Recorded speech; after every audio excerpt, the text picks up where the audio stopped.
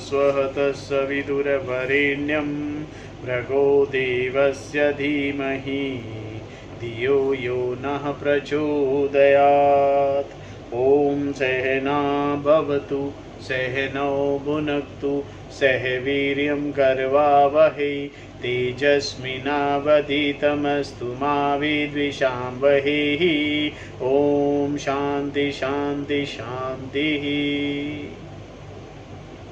श्रुतिस्मृतिपुराणानाम् आलयं करुणालयं नमामि भगवत्पाद शङ्करं लोकशङ्करं शङ्करं शङ्कराचार्यं केशवं बादरायणं सूत्रभाष्यकृतौ वन्दे भगवन्तौ पुनः पुनः। ॐ त्वमेव माता च पिता त्वमेव त्वमेव बन्धुश्च सखा त्वमेव त्वमेव विद्या द्रविणं त्वमेव त्वमेव सर्वं मम देव देव। ओम गुरुदेव भगवान शिव शंकर भोलेनाथ कैलाशपति महाराज की जय। श्री कृष्ण शरणं मम श्री कृष्ण शरणं मम।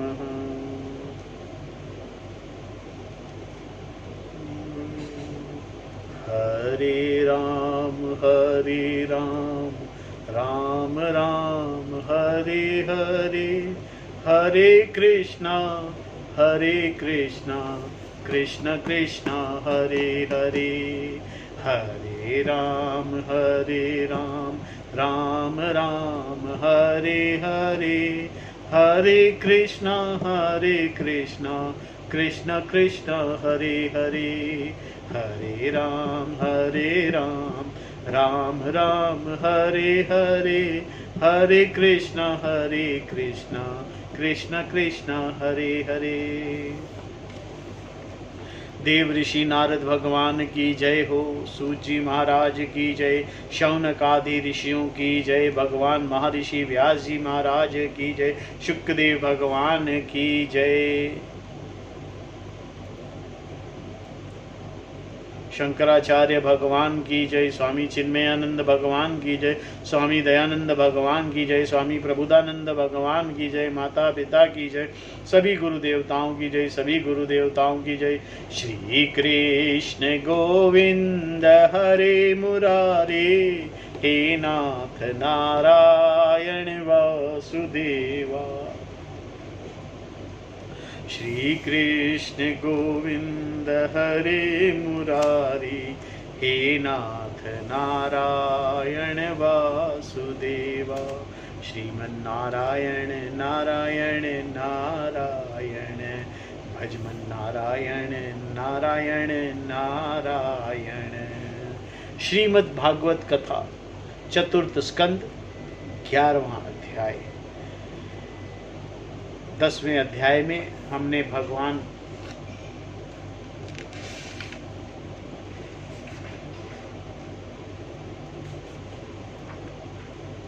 नौवें अध्याय में हमने ध्रुव जी का घर वापस आना, वर पाना और घर आना, और ध्रुव जी वर पाकर भी खुश नहीं हुए थे। पूर्णतः आनंद की प्राप्ति नहीं हुई, क्योंकि उन्होंने भी लोक ही मांगा।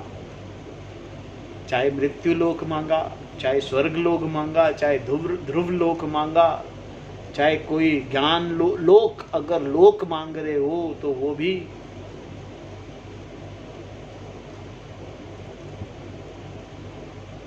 आनंद की सीमा के अंदर, वो सीमा के अंदर है, आनंद में नहीं है, परमानंद में नहीं है। जितने भी लोक है ना वो यहां है।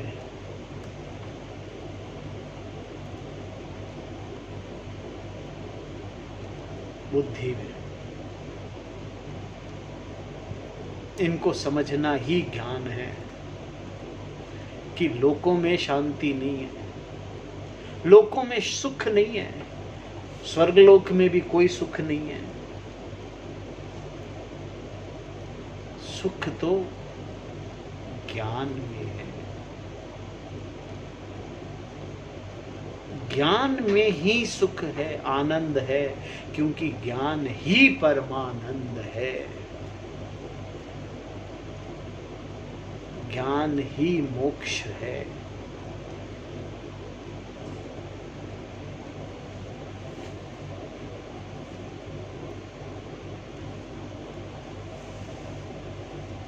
ज्ञान के अलावा मोक्ष का कोई रास्ता है ही नहीं। कोई भक्ति, कोई योग, कोई लोक, कोई भी चीज, कोई भी रास्ता जो शास्त्रों से अलग होकर जाता है वो ज्ञान में नहीं जाता, वो मोक्ष में नहीं जाता। ये बात हम गारंटी से, हमारे स्वामी जी ने हमें गारंटी से कही है। ज्ञान के अलावा मोक्ष का कोई रास्ता नहीं है। ज्ञान ही मोक्ष का रास्ता है। और ज्ञान शास्त्रों से होगा, और शास्त्रों में ही श्रद्धा रखनी होगी। श्रद्धा होनी अनिवार्य है। बिना श्रद्धा के मोक्ष प्राप्त नहीं होगा। श्रद्धा होनी चाहिए शास्त्र में। शास्त्रों में जब श्रद्धा होगी, गीता में भी ये कहा गया है। गीता के एक श्लोक है, मैं आपको कोशिश करता हूं पढ़ के सुनाने की।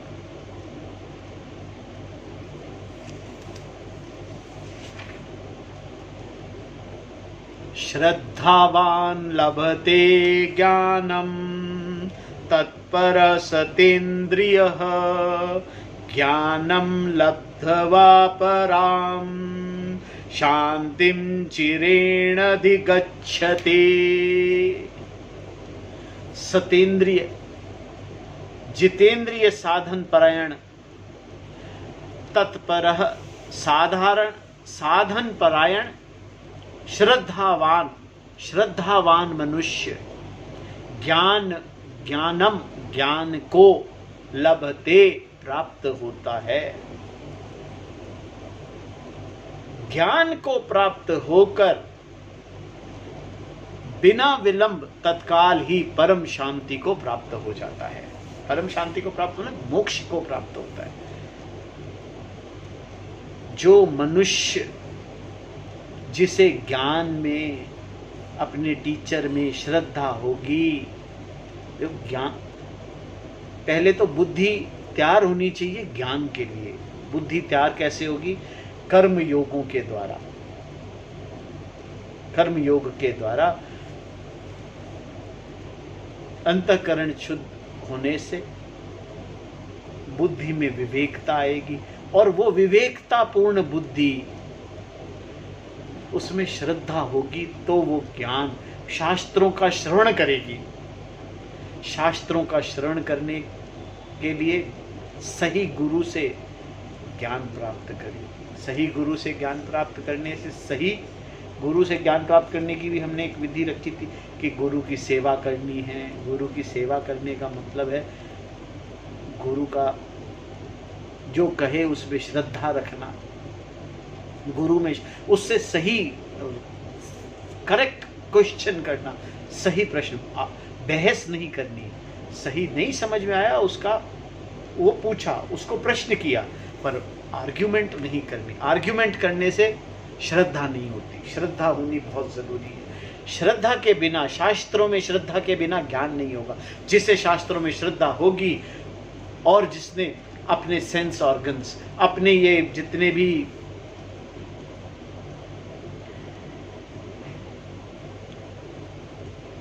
सेंस ऑर्गन्स को कंट्रोल में कर रखा है, श्रद्धा होना, सेंस कंट्रोल होना,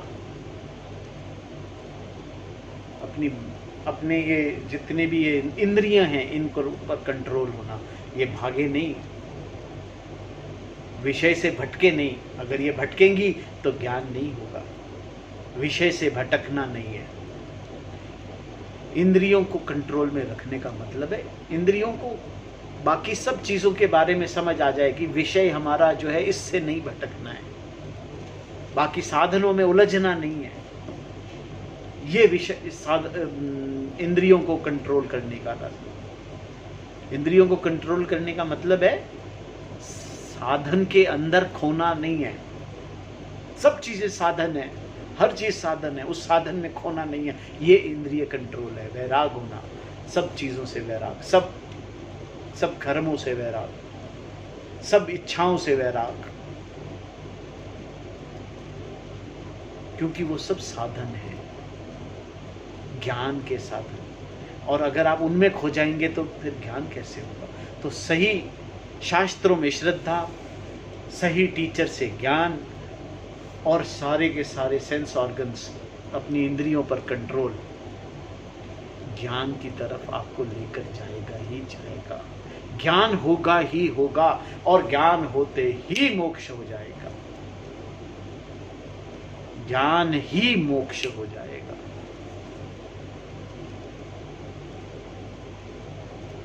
तो शास्त्र में श्रद्धा होनी जरूरी है। कथा कहानी में खोना नहीं है, कथा कहानी के ज्ञान को समझना है, कथा कहानी से दिए जा रहे ज्ञान को समझना है। तो यहां ध्रुव की कथा के अंदर श्री मैत्रेयी जी कहते हैं, विदुर जी, ऋषियों का ऐसा कथन सुनकर महाराज ध्रुव ने आचमन कर श्री नारायण के बनाए हुए नर नारायण सत्र को अपना धनुष चढ़ाया, नारायण अस्त्र पर अपने धनुष को चढ़ाया। उस बाण को चढ़ाते ही यक्षों द्वारा रची गई नाना प्रकार की माया उसी क्षण नष्ट हो गई। जिस प्रकार ज्ञान का उदय होने पर अविद्या कलेश नष्ट हो जाते हैं, ऋषिवर नारायण के द्वारा आविष्कृत उस अस्त्र को धनुष पर चढ़ाते ही राजहंस के पक्ष और सोने के फल वाले बड़े तीखे बाण निकले, और जिस प्रकार मयूर केकार करते हुए वन में घुस जाते हैं, उसी प्रकार भयानक साई साई शब्द करते हुए वे शत्रु की सेना में घुस गए। उन तीखी धार वाले बाणों ने शत्रुओं को बेचैन कर दिया। तब उन रणांगण में अनेक यक्षों ने अत्यंत कुपित होकर अपने अस्त्र शस्त्र संभाले, और जिस प्रकार गरुड़ के छेदन से बड़े बड़े सर्प फन उठाकर उनकी ओर दौड़ते, उसी प्रकार वे इधर उधर ध्रुव जी पर टूट पड़े। उन्हें सामने आते देख ध्रुव जी ने अपने बाणों द्वारा उनकी भुजाएं, जांघें, कंधे और उदर आदि अंग प्रत्यंग को छिन्न भिन्न कर उन्हें उस सर्वश्रेष्ठ लोक से सत्य लोक भेज दिया, जिसमें ऊर्ध्व रेता मुनिगण सूर्यमंडल का भेदन करके जाते हैं। ध्रुव जी ने नारायण अस्त्र साधन किया। नारायण अस्त्र का मतलब ज्ञान अस्त्र, नारायण अस्त्र का मतलब ज्ञान अस्त्र है। ज्ञान अस्त्र का साधन करते ही ये जितने भी राक्षस हैं, राक्षसों का मतलब डिजायर्स, इच्छाएं, ये जो इच्छाएं हैं ये खत्म हो जाती हैं। इनको मुंह दिखाने की जगह नहीं रहती।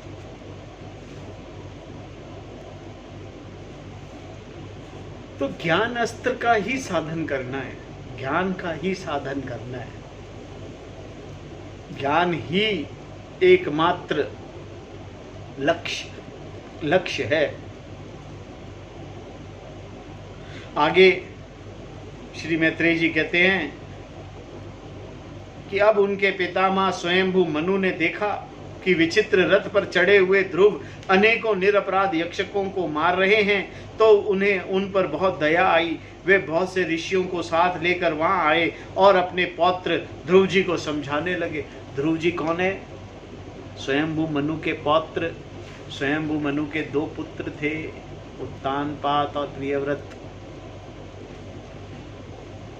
और उत्तानपाद के पुत्र हैं ध्रुव जी।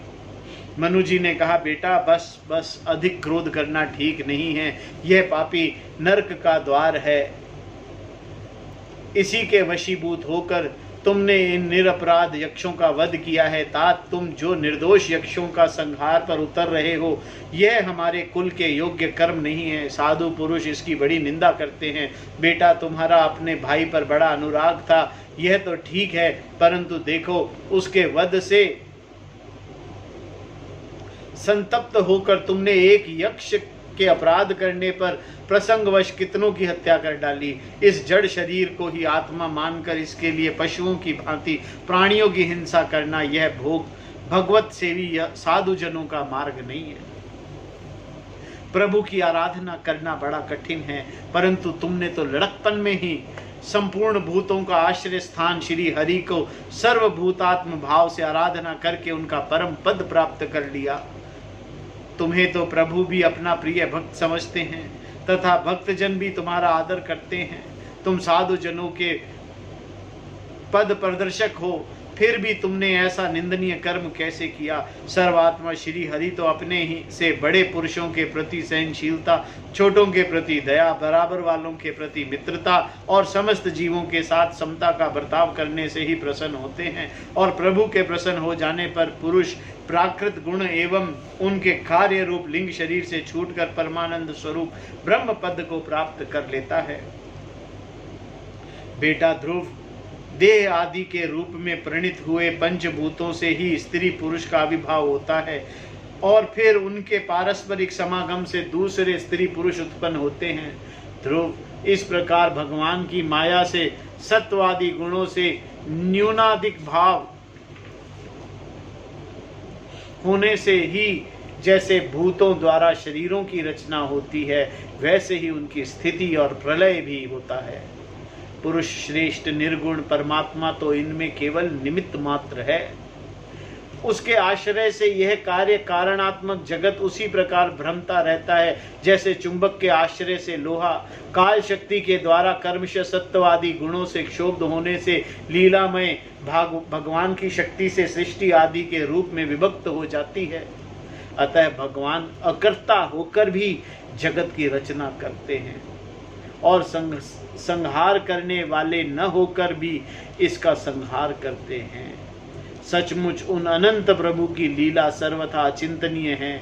ध्रुव, वह काल स्वरूप अव्यय परमात्मा ही स्वयं अंतरहित होकर भी जगत अंत करने वाले हैं तथा अनादि होकर भी सबके आधिकृता हैं। वह ही एक जीव से दूसरे जीव को उत्पन्न कर संसार की सृष्टि करते हैं तथा मृत्यु के द्वारा मरने वालों को भी मरवाकर उसका संहार करते हैं। हे काल, भगवान संपूर्ण सृष्टि में समान रूप से अनुप्रविष्ट है। उनका ना तो कोई मित्र पक्ष है और ना शत्रु पक्ष। जैसे वायु के चलने पर धूल की उसके साथ साथ उड़ती है, उसी प्रकार समस्त जीव अपने अपने कर्मों के अधीन होकर काल की गति अनुसरण करते हैं। अपने अपने कर्मानुसार सुख दुख आदि फल भोगते हैं। सर्व समर्थ श्री हरि कर्म बंधन में बंधे हुए जीव की आयु की वृद्धि का क्षय का विधान करते हैं, परंतु वे स्वयं इन दोनों से रहित और अपने स्वरूप में स्थित हैं। राजन, इन परमात्मा को ही मीमांसक लोग कर्म चार्वक स्वभाव वैशेषिक मतवालंब काल ज्योतिष देव और काम शास्त्री काम कहते हैं। वह किसी भी इंद्रिय या प्रमाण के विषय नहीं है। महद आदि अनेक शक्तियां भी उन्हीं से प्रकट हुई हैं। वे क्या करना चाहते हैं इस बात को भी संसार में कोई नहीं जानता।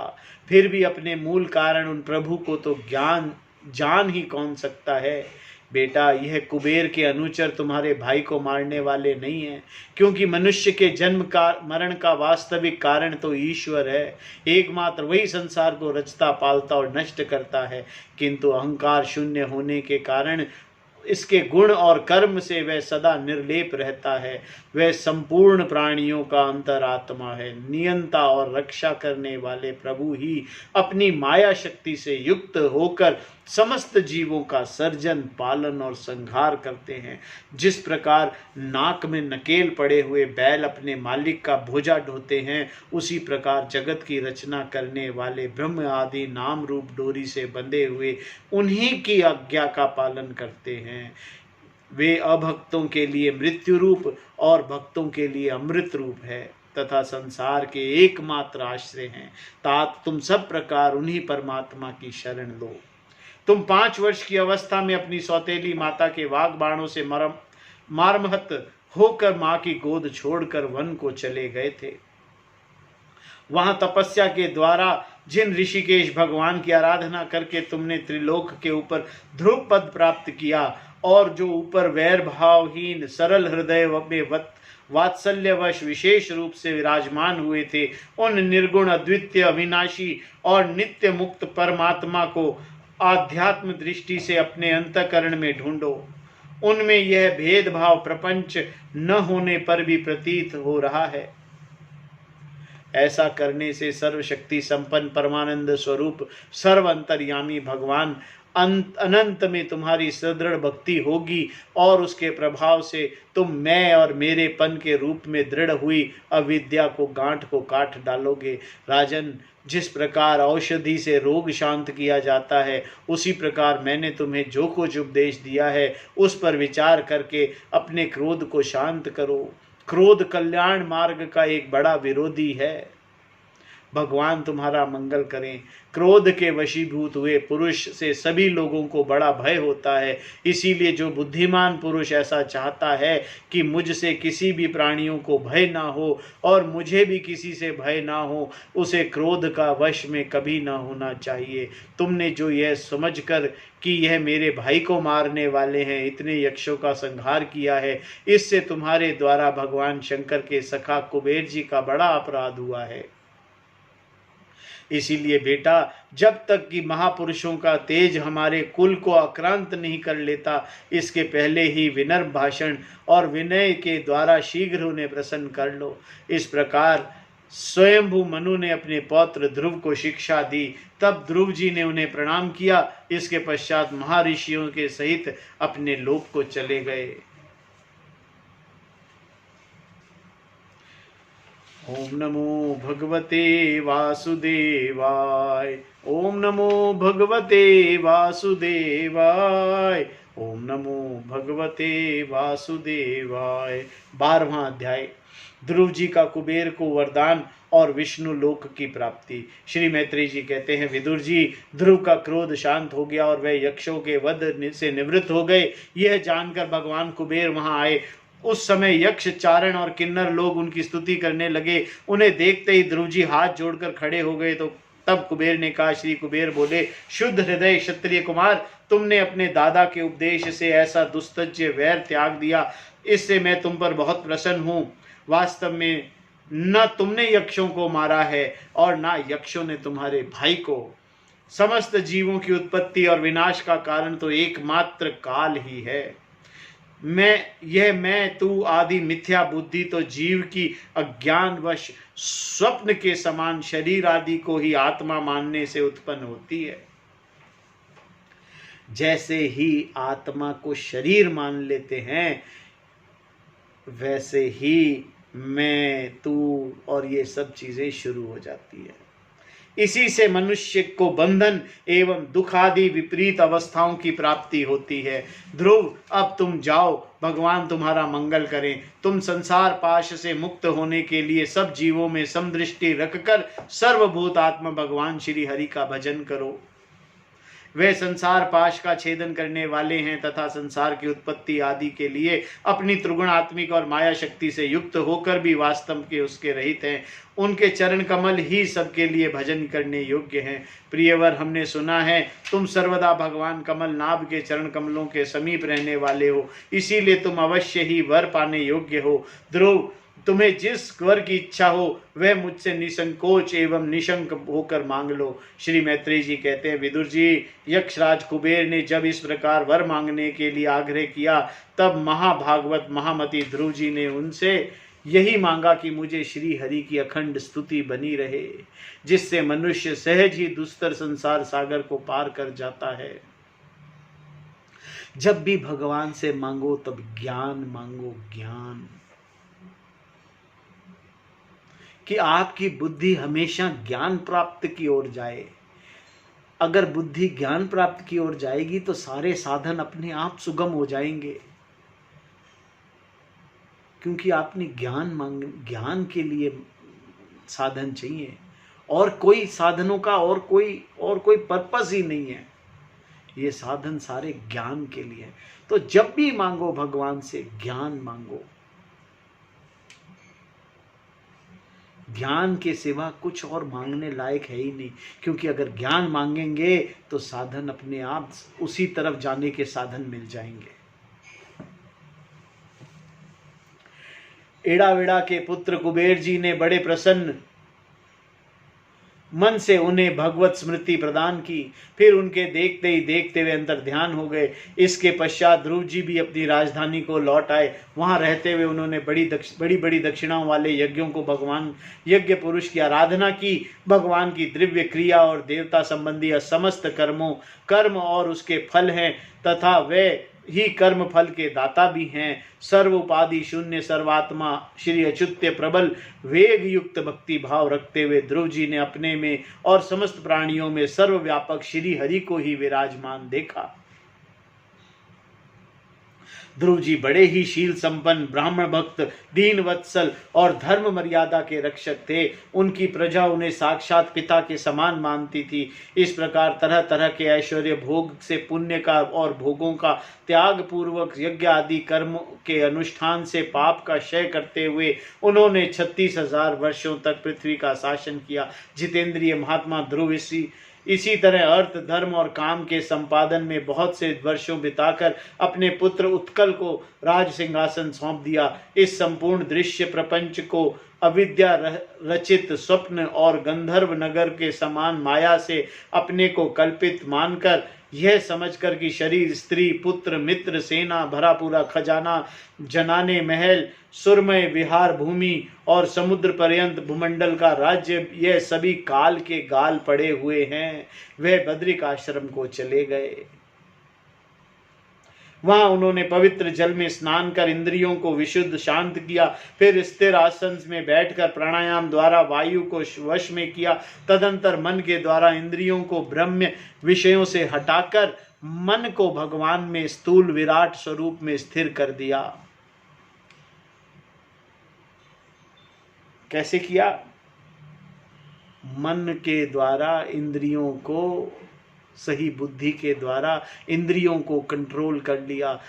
जो हम अभी बात कर रहे थे कि ज्ञान के लिए, मोक्ष प्राप्ति के लिए ज्ञान जरूरी है, और ज्ञान के लिए 3 चीजें आवश्यक है। पहली श्रद्धा,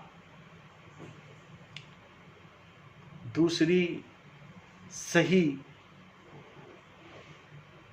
टीचर जो ये पढ़ा सके, टीचर में भी श्रद्धा और शास्त्र में श्रद्धा, और तीसरी चीज है विषयों पर कंट्रोल। मन का विषयों से हटाकर मन को भगवान स्थूल विराट स्वरूप में स्थिर कर दिया। उसी विराट का चिंतन करते करते वे अंत में ध्यात और ध्यय के भेद से शून्य निर्विकल्प समाधि में लीन हो गए, और उस अवस्था में विराट स्वरूप का भी परित्याग कर दिया। उन्हें ज्ञान की प्राप्ति हुई, उन्हें भगवान परम आत्मा की समझ आने लगी। इस प्रकार भगवान श्री हरि के प्रति निरंतर भक्ति भाव का प्रवाह चलते रहने से उनके नेत्रों में बार बार आनंद अश्रुओं की बाढ़ सी आ जाती। इससे उनका हृदय देवीभूत हो गया और शरीर में रोमांच हो आया। फिर देहाभिमान गलित हो जाने से उन्हें मैं ध्रुव हूँ इसकी स्मृति भी न रही। उसी समय ध्रुव जी ने आकाश में एक बड़ा ही सुंदर विमान उतरते देखा। वह अपने प्रकाश से 10 दिशाओं को आलोकित कर रहा था, मानो पूर्णिमा के चंद्र ही उदय हुए हों। उसमें 2 श्रेष्ठ पार्षद गद्दाओं का सहारा लिए खड़े थे। उनकी 4 भुजाएं थी, सुंदर श्याम शरीर था, किशोर अवस्था थी और अरुण कमल के समान नेत्र थे। वे सुंदर वस्त्र, किरीट, हार, भुजबंद और अति मनोहर कुंडल धारण किए हुए थे। उन्हें पुण्य श्लोक श्री हरि के सेवक जान ध्रुव जी हड़बड़ाहट में पूजा आदि कर्म भूलकर सहसा खड़े हो गए और भगवान के पार्षदों में प्रधान है ऐसा समझकर उन्हें श्री मधुसूदन के नामों से कीर्तन करते हुए उन्हें हाथ जोड़कर प्रणाम किया। ध्रुव जी का मन भगवान के चरण कमलों में तल्लीन हो गया और वे हाथ जोड़कर उन्हें बड़ी नम्रता से सिर नीचा किए खड़े रहे। तब श्री हरि के प्रिय पार्षद सुनंद ने और नंद ने उनके पास जाकर मुस्कुराते हुए कहा। सुनंद और नंद कहने लगे, राजन आपका कल्याण हो, आप सावधान होकर हमारी बात सुनिए। आपने 5 वर्ष की अवस्था में ही तपस्या करके सर्वेश्वर भगवान को प्रसन्न कर लिया था। हम उन्हीं निखिल जगनियंत शंगपानी भगवान विष्णु के सेवक हैं और आपको भगवान के धाम ले जाने के लिए आए हैं। आपने अपनी भक्ति के प्रभाव से विष्णु लोक का अधिकार प्राप्त किया है और जो औरों के लिए बड़ा दुर्लभ है। परम ज्ञानी सप्तऋषि भी वहां तक नहीं पहुंच सके, वे नीचे से केवल उसे देखते रहते हैं। सूर्य चंद्रमा आदि ग्रह नक्षत्र एवं तारागण भी उसी प्रदक्षिणा किया करते हैं। चलिए आप उसी विष्णु धाम में निवास कीजिए प्रियवर। आज तक आपके पूर्वज तथा और कोई भी उस पद पर कभी नहीं पहुंच सके। भगवान विष्णु का यह परम धाम सारे संसार का वंदनीय है। आप वहां चलकर विराजमान हो। आयुष्मान, यह श्रेष्ठ विमान पुण्य श्लोक शिखामणि श्री हरि ने आपके लिए ही भेजा है। आप इस पर चढ़ने योग्य हैं। श्री मैत्रेय जी कहते हैं, भगवान के प्रमुख पार्षदों के ये अमृतमय वचन सुनकर परम भागवत ध्रुव जी ने स्नान किया। फिर संध्या वंदन आदि नित्य कर्म से निवृत्त हो मंगलिक अलंकार आदि धारण किए। बद्रिक आश्रम में रहने वाले मुनियों को प्रणाम करके उनका आशीर्वाद लिया। इसके बाद उस श्रेष्ठ विमान की पूजा और प्रदक्षिणा की और पार्षदों को प्रणाम कर स्वर्ण के समान कांतिमन दिव्य रूप धारण उस पर चढ़ने को तैयार हुए। इतने में ही ध्रुव जी ने देख लिया कि काल मूर्तिमान होकर उनके सामने खड़ा है। तब वह मृत्यु के सिर पर पैर रखकर उस समय अद्भुत विमान पर चढ़ गए। उस समय आकाश में दुदुम्बी मृदंग और ढोल आदि बाजे बजने लगे। श्रेष्ठ गंधर्व गान गाने लगे और फूलों की वर्षा होने लगी। विमान पर बैठकर ध्रुव जी जो ही भगवान के धाम को जाने के लिए तैयार हुए, त्यों ही उन्हें माता सुनीति का स्मरण हो आया। वह सोचने लगे, क्या वह बेचारी माता को छोड़कर अकेला ही दुर्लभ वैकुंठ धाम को जाऊंगा। नंद और सुनंद ने ध्रुव की हृदय की बात जान ली और उन्हें दिखलाया कि देवी सुनीति आगे आगे दूसरे विमान पर जा रही हैं। उन्हें कर्मश सूर्य आदि सभी ग्रह देखे। मार्ग में जहां तहां विमानों पर बैठे हुए देवता उनकी प्रशंसा करते हुए फूलों की वर्षा करते जाते थे। उस दिव्य विमान पर बैठकर ध्रुव जी त्रिलोकी को पार कर सप्तऋषि मंडल से भी ऊपर भगवान विष्णु के नित्य धाम में पहुंचकर इस प्रकार उन्होंने अविचल गति प्राप्त की। यह दिव्य धाम अपने ही प्रकाश से प्रकाशित है। इसी के प्रकाश से तीनों लोक प्रकाशित हैं। इसमें जीवों की निर्दयता खोने वाले पुरुष नहीं जा सकते। यह तो उन्हीं की पहुंच होती है जो दिन रात प्राणियों के कल्याण के लिए शुभ कर्म ही करते रहते हैं, जो शांत समदर्शी शुद्ध और सब प्राणियों के प्रसन्न रखने वाले हैं तथा भागवत भक्तों को ही अपना एकमात्र सच्चा सुहृद मानते हैं। ऐसे लोग सुगमता से ही इस भागवत धाम को प्राप्त कर लेते हैं। इस प्रकार उत्तानपाद के पुत्र भगवत परायण श्री ध्रुव जी तीन लोकों के ऊपर उसकी निर्मल चूड़ामणि के समान विराजमान हुए। करुणानंदन जिस प्रकार दाएं चलने के समय खंबे के चारों ओर बैल घूमते हैं, उसी प्रकार यह गंभीर वेग वाला ज्योतिष चक्र उस अविनाशी लोक के आश्रय ही निरंतर घूमता रहता है। इसकी महिमा देखकर देवऋषि नारद ने प्रेस्ताओं और यज्ञशाला में वीणा बजाकर यह 3 श्लोक गाए। नारद जी ने कहा, इसमें संदेह नहीं है कि पति प्रायणा सुनीति के पुत्र ध्रुव ने तपस्या के द्वारा अद्भुत शक्ति संचित करके जो गति पाई है, उसे भागवत धर्म की आलोचना करके वेदवादी मुनिगण भी नहीं पा सकते। फिर राजाओं की तो बात ही क्या। अहो, यह 5 वर्ष की अवस्था में ही सौतेली माता के वाग बाण से मर्मित होकर दुखी हृदय से वन में चले गए और मेरे उपदेश के अनुसार आचरण करके ही उन्हें अजय प्रभु को जीत लिया, जो केवल अपने भक्तों के गुणों से ही वश में होते हैं। ध्रुव जी ने तो 5-6 वर्षों की अवस्था में कुछ दिन की तपस्या ही भगवान को प्रसन्न करके उनका परम पद प्राप्त कर लिया, किंतु अधिकृत किए हुए इस पद को भूमंडल में कोई दूसरा क्षत्रिय क्या वर्षों तक तपस्या करके भी नहीं पा सकता। श्री मैत्रेय जी कहते हैं, विदुर जी, तुमने मुझसे उदार कृति ध्रुव जी के चरित्र के विषय में पूछा था, सो मैंने तुम्हें पूरा सुना दिया। साधु जन इस विचित्र चरित्र की बड़ी प्रशंसा करते हैं। यह धन यश और आयु की वृद्धि करने वाला परम पवित्र और अत्यंत मंगलमय है। इससे स्वर्ग और अविनाशी पद की भी प्राप्ति हो सकता है। यह देवत्व की प्राप्ति कराने वाला बड़ा ही प्रशंसनीय और समस्त पापों का नाश करने वाला है। भगवत भक्त ध्रुव की इस पवित्र चरित्र को जो श्रद्धा पूर्वक बार बार सुनते हैं और भगवान की भक्ति को प्राप्त होती है, जिससे उन्हें सभी दुखों का नाश हो जाता है, इसे शरण करने वाले को शील आदि गुणों से भी प्राप्ति होती है। जो महत्व चाहते हैं उन्हें महत्व की प्राप्ति कराने वाला स्थान मिलता है, जो तेज चाहते हैं उन्हें तेज प्राप्त होता है, और जो मनस्वियों का मान बढ़ाता है। पवित्र कीर्ति ध्रुव जी के इस महान चरित्र का प्रातः और सायंकाल ब्राह्मण आदि द्विजातियों के समाज में एकाग्र चित्त से कीर्तन करना चाहिए। भगवान के परम पवित्र चरणों की शरण रहने वाले जो पुरुष इस निष्काम भाव से पूर्णिमा, अमावस्या, द्वादशी, श्रवण नक्षत्र, तिथिक्ष्य, व्यतिपात, संक्रांति अथवा रविवार के दिन श्रद्धालु पुरुषों से सुनता है, वह स्वयं अपने आत्मा में ही संतुष्ट रहने लगता है और सिद्ध हो जाता है। यह साक्षात भागवत विषयक अमृतमय ज्ञान है। जो लोग भगवत मार्ग के मर्म से अभिज्ञ हैं, उन्हें जो कोई इसे प्रदान करता है, उस दीन वत्सल कृपालु पुरुष पर देवता अनुग्रह करते हैं। ध्रुव जी के कर्म सर्वत्र प्रसिद्ध और परम पवित्र हैं। वह अपनी बाल्यावस्था में ही माता के घर और खिलौनों का मोह छोड़कर श्री विष्णु भगवान की शरण में चले गए थे। करुणानंदन, उनका यह पवित्र चरित्र मैंने तुम्हें सुना दिया। ओम नमो भगवते वासुदेवाय। ये है ध्रुव जी का चरित्र, ध्रुव जी की कथा। 5 वर्ष की उम्र में ज्ञान की प्राप्ति के लिए जो चला जाए, देखिए उम्र की कोई सीमा नहीं होती, किस वक्त ज्ञान, और ना ही कोई वर्ण है। ऐसा नहीं है कि सिर्फ ब्राह्मणों को ही ज्ञान प्राप्त करने का अधिकार है। हर वर्ण के, हर सिर्फ जिसकी बुद्धि विवेकपूर्ण हो, जिसने अपनी और जिसको वैराग का पता हो, जिसने वैराग लिया हो, जिसने इन सब संसार के मोह से वैराग ले लिया हो, वैराग हो गया हो, वही शुद्ध बुद्धि भक्ति युक्त सही गुरु से ज्ञान प्राप्त कर सकता है। और ज्ञान ही एकमात्र साधन है, ज्ञान ही मोक्ष है। कोई भी इसमें बड़े साफ शब्दों में कहे, सब देवता जो हैं वो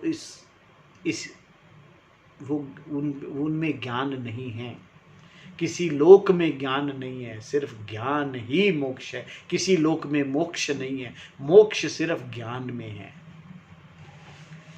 इस जीवन का इस मनुष्य जीवन का जो मकसद है वो ज्ञान है, जो विषय है वो ज्ञान है। ज्ञान के अलावा कोई विषय नहीं है। ओम नमो भगवते वासुदेवाय। आज की कथा को हम विराम देते हैं। कल ध्रुव वंश की वर्णन करेंगे, राजा अंग का चरित्र, और कथा को आगे बढ़ाएंगे।